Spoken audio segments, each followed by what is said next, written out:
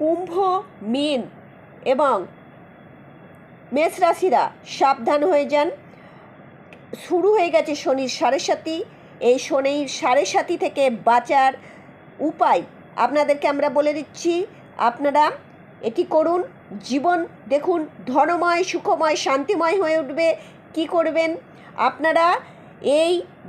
এই যে আপনাদের 7.5 বছর, 7.5 বছর, সাড়ে সাতি আপনারা জানেন, বুঝতেই পারছেন, চলবে। তাই আপনাদেরকে কি করতে হবে? আপনাদেরকে খুব নিয়ম মেপে চলতে হবে, কেননা ন্যায়দণ্ড হাতে নিয়ে শনিদেব থাকেন। তিনি ন্যায় যেমন কর্ম তেমন ফল তিনি প্রদান করেন। তাই জীবনকে সুন্দর করতে এই 7.5 বছর কোনো সময় করা উচিত নয়। সবার সাথে ভালো ব্যবহার করবেন। মুটে, মজুর, কুলি, সুইপার, এদের সাথে ঝাড়ুদার, এদের সাথে বাকবিতণ্ডায় জড়াবেন না।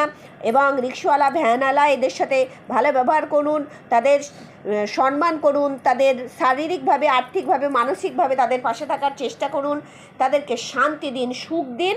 আর আপনারা বাড়ির উত্তর পূর্ব দিকে একটি ছবি আপনারা কি করবেন? একটি ছবি আপনারা ঝুলিয়ে দিন, লাগিয়ে দিন, দিয়ে রোজ করজোড়ে প্রণাম করবেন। মাছেদের সেবা করুন, মাছ খাবেন না, মাছ খাওয়া থেকে বিরত থাকুন এবং আপনারা মাছেদের সেবা করুন, তাদেরকে খাদ্য প্রদান করুন।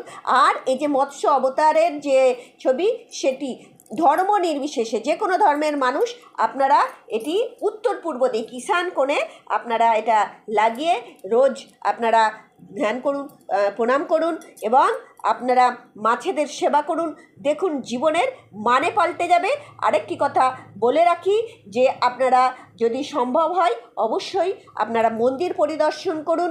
মন্দিরে গিয়ে আপনারা ছোলার ডাল এবং উড়দ ডাল, গোটা যে অরহর ডাল আছে, সেটি আপনারা দান করার চেষ্টা করুন।